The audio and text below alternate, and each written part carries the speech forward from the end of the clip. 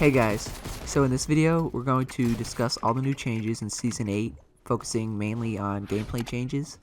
We'll discuss everything from the huge changes to the map to some of the lesser known changes that will help you improve, such as new and improved settings options. I'll leave timestamps on the screen now for different sections that I'll cover, but I definitely recommend sticking around for all of them, especially the last one, which is the sound changes. I don't want to spend too much time covering the storyline, as you've probably seen the cutscene already, either in-game or online, but I guess it's important for the overall season, so I'll quickly cover it. Basically, the premise for this season is that the Ice King, the prisoner guy from last season, and a pirate that sailed his way to the island are all on the quest for loot. All of them and their henchmen end up meeting at the treasure spot where there is an X on the map. From the trailer, it's kind of clear that the season has a hidden treasure, pirates, and jungle theme, which is confirmed even more with the battle pass. Again, I also don't want to spend too much time on the battle pass, so I'll skim through it and give my initial impression on it. If you guys finished the 13 overtime challenges from last season, you should have the battle pass for free, which is pretty awesome. You start off with the usual 2 starter skins that both have something like 10 unlockable upgrades from either earning XP or completing weekly challenges. Then it's the usual stuff like skins, pickaxes, gliders, dances, gun wraps, sprays, and all the other stuff that nobody really ends up using after a few weeks. Personally, I think this battle pass looks alright. It's nothing that really stands out to me. Some of the gun wraps are pretty sick, like the dragon scales and the gemstones, but you don't really unlock those until much later in the battle pass. We also finally got a girl skin for the level 100 skin, but I don't think she has any other upgrades other than her colors, which is a little underwhelming, but maybe I didn't do enough research, so somebody correct me if I'm wrong. That's it for the battle pass. Now we can dive into what actually matters, all the gameplay changes. I'll cover the larger changes first, and then we can look at the small details you probably missed or haven't been made aware of yet. The biggest change you'll see right away is of course all the changes to the map and the spawn island. The spawn island is now jungle and temple themed. You'll see a lot more trees, small buildings, and rock temples, which fits the theme of Season 8 really well. I'm not sure about you guys, but I thought the starting island definitely needed to change, so I'm happy with this, and I think it'll make the game feel even fresher, even though you're only on it for like 15 seconds. After getting onto the battle bus, you can see the other huge changes across the map. We can see the entire northeast side of the map is changed. There's now a huge volcano where whaling used to be, Tomato Temple is gone, and there's a lava trail that wiped out containers. So F in the chat for Team Liquid.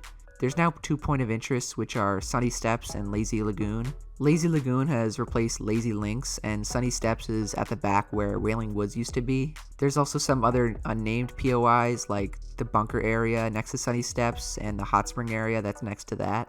The volcano is by far the biggest new area on the map. It's quite literally a huge volcano with lava that you can go inside and explore. If you go in through the top of it or through the crack in the front, there's air vents that will force you to pull your glider and push you up, so you'll have to actually glide in. There's a throne, probably for the prison dude from last season, with 3 different chest spawns and a bunch of other chests and floor loot on the red rocks that are sticking out from the lava. If you go outside the area, there's other chest spawns as well as a little sun temple structure. We'll see that these are from Sunny Steps, which is the next area that I'll cover. But the lava from the volcano goes all the way down and destroys the containers, and we still see some loot and some leftover containers from where it used to be. There's chests, floor loot, and volcanic vents or geysers over there, and that will help you glide away and could be used for rotations. If you step on the lava, it deals 1 damage every time you touch it, but will bounce you off the surface, so you're not forced to stay and run across it and take a crap load of damage. Right to the northwest of the volcano is Sunny Steps, which is probably the best new POI in terms of loot. It's a collection of sun temples and other stone buildings that's overwhelmingly orange, red, yellow, and green, but it actually looks kind of cool. There's a ton of chests and floor loot spread out among the different temples, and it reminded me of a cross between Westworld and Lucky Landing in terms of how different and unique the whole layout is compared to the rest of the map. Right next to Sunny Steps is another unnamed POI with these cool little red rescue bunkers. There's chests, loot, and hoverboards, so this will actually probably be a decent drop spot for solo scrims because of how many different ways there are to rotate out of it. From there, you can walk over to the Lagoon geyser area that's not named. There's barely any loot in this area, and there's not really a lot of loot in any of the unnamed areas, but what's good is that the Lagoon area, there's geysers that will launch you, so that can help you rotate to other zones with more loot. I think they took out a lot of the rifts this season, especially towards like Viking and the upper part of the map, so they're trying to replace them with these geysers and other ways to get around the map. The final big map change is Lazy Lagoon. At the middle of the lagoon is a huge pirate ship that's docked by the little town area. The town area reminded me of Happy Hamlet, it's just a lot smaller and has a lot less loot. This area has a ton of cannonballs though, which I'll talk about in a second, but overall it's pretty cool and it's nice to see another water biome for a POI.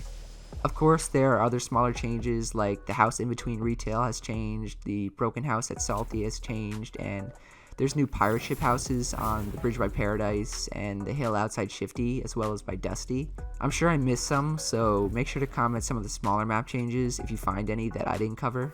Oh, one thing that I almost forgot, but I want to just point out is that inside the block there's chests that give you the same loot as supply crates. So what I mean by this is that they give you a ton of meds and golden guns, which is weird, so I'll probably be avoiding dropping there, but it's definitely cool that they're fooling around with different types of chests. Now we'll get into some of the smaller changes regarding guns, settings, and other gameplay stuff. There's unfortunately no new guns other than the pirate cannon, which you can use to launch cannonballs or launch yourself. Whatever you fire out of the cannonball plows through buildings, walls, and other objects until it gets stopped, which can cause damage and knock back other players. If you manage to directly hit someone with it, it'll do 100 damage, and even if you miss but fire within a small radius of the enemy, it will do 50. The cannons are found throughout different parts of the map, but you can find a lot of them at Lazy Lagoon. Epic vaulted a few items, which were the Sneaky Snowman, the Chiller Grenade, the X4 Stormwings, which is just the fancy name for planes, as well as the shopping cart and ATK. One interesting balance change regarding weapons was that Epic actually reduced the availability of higher tier assault rifles. So they increased chances of getting white and green ARs, but they greatly reduced the chance of getting blue, purple, and gold ARs. I don't mind this change really, because I remember back in season 2 and 3 how amazing the feeling of getting a gold scar was. Now I feel like everyone and their mother has a gold scar by the end of the game, so hopefully this can be a good change for balance overall. Other than the lava and the volcanic vents and geysers, which I mentioned before, there's really no other crazy gameplay changes. However, you can no longer hit the blue circles through builds anymore, so some of the phasing techniques from my recent video no longer work with this patch. That's just something to keep in mind. One important gameplay fix though was that they finally fixed auto pickup on your first item, so now you can land on top of an item off spawn and it will actually pick it up first time. For some reason they nerfed it, or maybe broke it last season, so auto pickup wouldn't work on the first gun that you found off spawn, which pretty much ruined the only reason that it was useful. So now I highly recommend having it on, because if you ever get into a 50-50 off spawn for a gun, you'll never lose. For console, they fixed the issue of aim assist not working through Windows, which is kind of insane that it took this long to fix. They also added the ability to turn off motion blur on PlayStation 4 Pros, which had it on by default, so if you have a PS4 Pro, make sure to check your settings and turn that crap off. I'll probably do a Season 8 settings guide for PC and console sometime next week where I can talk more about these things. This next change is actually a good change overall and was kind of copied directly from Apex Legends. Epic added a better pinging system that they call world markers. So now not only can you see your teammates' names through walls and get a decent idea of where they are, you can now see pings on the map and your distance to them. If you ping an item, it will actually display the item's icons and rarities, and if you ping twice quickly, the ping will turn into a danger ping, which is literally copied straight from Apex, but is still a step in the right direction from Epic. On PC, to ping something, you have to press your middle mouse button, which is just pressing it on your scroll wheel, and on controller, you press left on the D-pad. You can also rebind this to any button you want, but that's just the way they're set by default. The last and most dramatic change they made was to game sounds, specifically footsteps, assault rifles, pumps, and gliding. Footsteps are now much louder, and it's hard to decipher where exactly they are. So if someone's running below you, it's really hard to tell exactly where they are, except if you have a line of sight on them.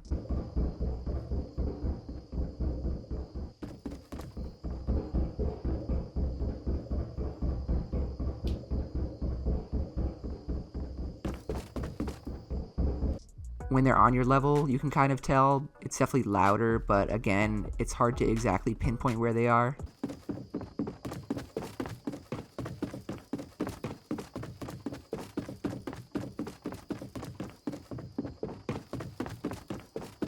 The biggest change they made is when someone's above you.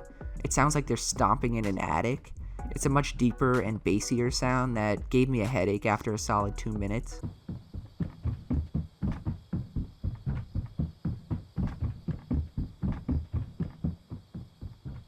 Assault rifles also have a different sound. I'm not against the change, but it's just so ridiculously loud.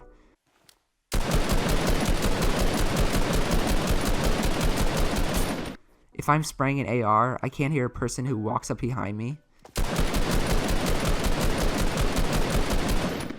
Shotguns also have a new tick sound when you pull them out, similar to the double barrel shotgun that got vaulted. Its shooting sound is a little different, but the new tick sound is the most noticeable.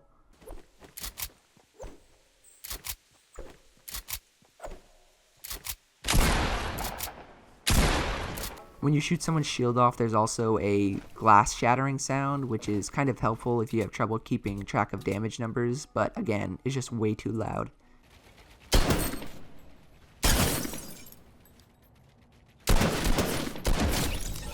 The last sound change is with gliding. They tried to make it easier to locate people gliding above you or at your level or below you.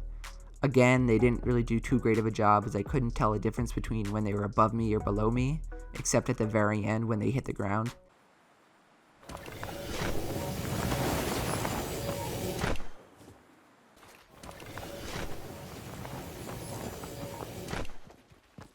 So overall, sound is pretty bad right now. Oh, and don't forget, balloons have absolutely no sound at all still, so if someone's above you with a silent scar, you will have absolutely no idea where they are. My personal opinion of the season so far is that it's kind of underwhelming. Sounds are so bad right now that it makes me not really want to play. There's also a ton of micro stutters, and my performance is pretty bad in terms of FPS. The new POIs are cool, but it's nothing really game changing, and they'll all just be another happy hamlet where I'll just never land there again after this first week. Let me know what you guys think of the new season down below. If you guys enjoyed this video though, please be sure to leave a like, subscribe to the channel, and turn on post notifications. This video's shoutouts go to Conte, Billio, Careless, and Ethan, who all use my code itsJerian in the item shop. So that's it from me, and I'll see you guys in the next one. Later.